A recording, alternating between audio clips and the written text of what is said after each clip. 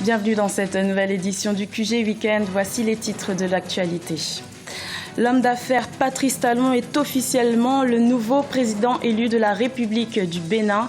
La Cour constitutionnelle a confirmé sa victoire. Vous entendrez la déclaration des résultats dans cette édition. 4 pays d'Afrique de l'Ouest se sont réunis en Côte d'Ivoire le 24 mars pour adopter un plan de lutte contre la menace terroriste. Ces États veulent mutualiser leurs forces pour assurer la sécurité des populations. Et puis la Banque ouest-africaine de développement a signé 2 accords de financement avec le Sénégal.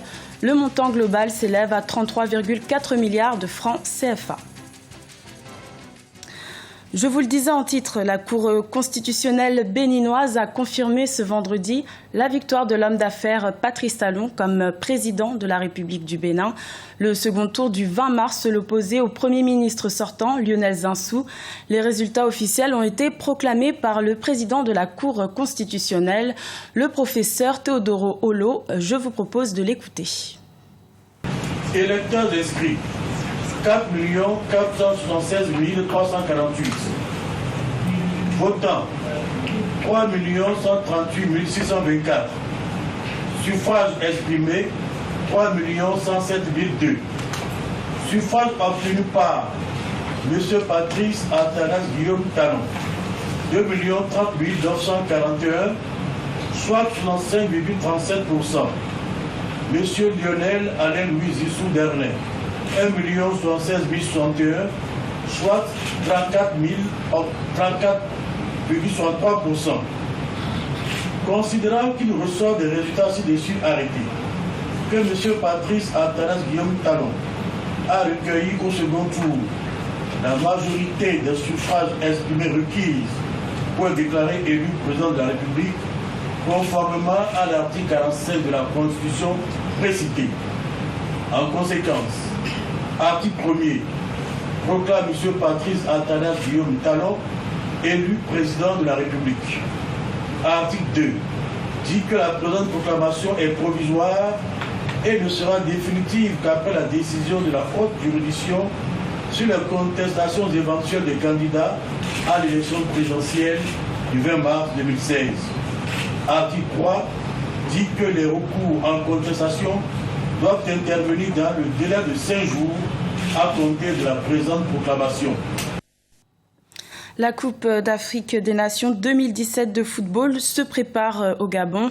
La mascotte de cette compétition sportive a été dévoilée ce vendredi au stade Franceville. Il s'agit de Samba, une panthère noire qui symbolise la force et la puissance, mais aussi la fête et la convivialité. Le président gabonais Ali Bongo Ondimba était présent à cette cérémonie. Écoutons ses propos. Vous savez, il y a beaucoup de mascottes dans les différentes compétitions et beaucoup d'animaux ont été utilisés. Donc il nous semblait que celui-là était quand même naturel, surtout pour une coupe qui se tient dans la région d'Afrique centrale. C'est un animal qui nous est tous commun et donc voilà, c'est le choix de cet animal-là. Maintenant, Samba, c'est l'ouverture que le Gabon veut dans le sens d'accueillir les uns et les autres qui vont venir participer à cette compétition. Gabon, terre de foot, terre de sport, c'est tout ce qu'il y a derrière cela. Les attaques terroristes se sont multipliées en Afrique de l'Ouest ces derniers mois. Pour tenter d'endiguer cette situation, 4 pays se sont rencontrés en Côte d'Ivoire ce 24 mars pour établir une stratégie de lutte commune contre le terrorisme. Il s'agit de la Côte d'Ivoire, du Mali, du Burkina Faso et du Sénégal. Plus de détails avec Idlet Mirabel Bissou. En Afrique de l'Ouest, la lutte contre le terrorisme s'intensifie. Les attaques sporadiques et meurtrières ces dernières semaines au Burkina Faso et en Côte d'Ivoire ont fait plusieurs victimes. À Abidjan, ce jeudi 24 mars 2016, une réunion des ministres chargés de la sécurité du Burkina Faso, du Mali, du Sénégal et de la Côte d'Ivoire visait à échanger les expériences sur les questions de terrorisme pour une lutte efficace dans cette région. Il y a déjà eu des rencontres dans nos espaces sous-régionaux qui sont la CEDEAO, l'UEMOA en matière de sécurité. Donc l'échange n'a pas manqué. Mais là, nous venons aller plus loin. Voilà. c'est vrai que nous réduisions tous ces attentats. Maintenant, nous sommes au cœur de l'attentat, donc la posture n'est pas la même. Donc nous avons souhaité que cette réunion puisse aller beaucoup plus loin dans notre stratégie de réponse globale à cette menace. 9 mesures ont été arrêtées lors de la rencontre d'Abidjan. Il s'agit entre autres de mutualiser les efforts et les relations entre les services de sécurité, d'établir une unité d'action, de collaborer systématiquement entre les services de sécurité et d'instituer un bulletin d'information sur les actes criminels liés au terrorisme. Cette question de lutte contre le terrorisme n'est pas la seule affaire des forces de défense et de sécurité.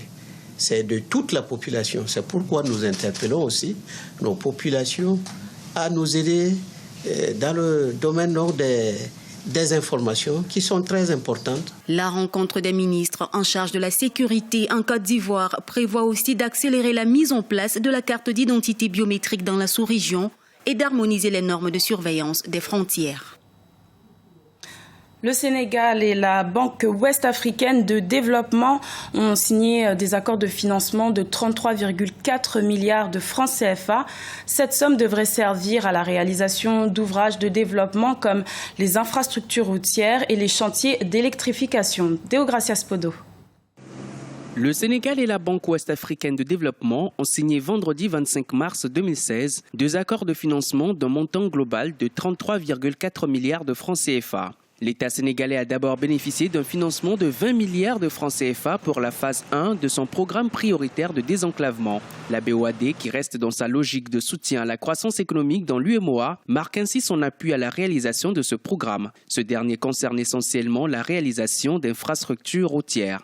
La BOAD a accordé 20 milliards de francs CFA au Sénégal et pour le financement de la phase 1 du programme de désenclavement qui concerne particulièrement la route Kédougou-Salémata et puis la route de l'île de Morphil. Dans le cadre de l'assainissement des 10 villes, la BOAD elle-même avait déjà mis en place un montant de 10 milliards de francs CFA et devait structurer environ 44 milliards pour le complément. Donc nous avons informé le chef de l'État que les 44 milliards sont maintenant bouclés et que l'ensemble du financement est maintenant bouclé pour ce projet-là. Les prêts accordés par la Banque ouest-africaine de développement sont également relatifs au projet d'interconnexion des réseaux électriques des États membres de l'organisation pour la mise en valeur du fleuve Gambie. Désormais financé à hauteur de 13,4 milliards de francs CFA, ce projet d'électrification vise notamment la construction de lignes haute tension pour le transport de l'énergie électrique et la construction de barrages hydroélectriques. En ce qui concerne également les lampadaires, les 50 000 lampadaires, nous devons structurer 130 milliards de francs CFA, dont une partie qui devrait être financée directement par la BOAD.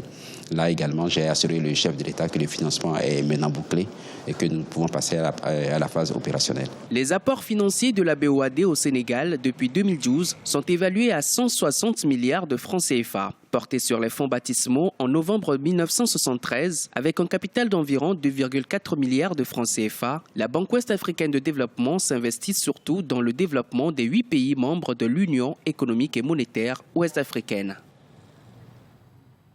Dans l'actualité également, à la page sport, le bureau central de FIBA Afrique a fait plusieurs annonces ce vendredi concernant les futures compétitions sportives du continent.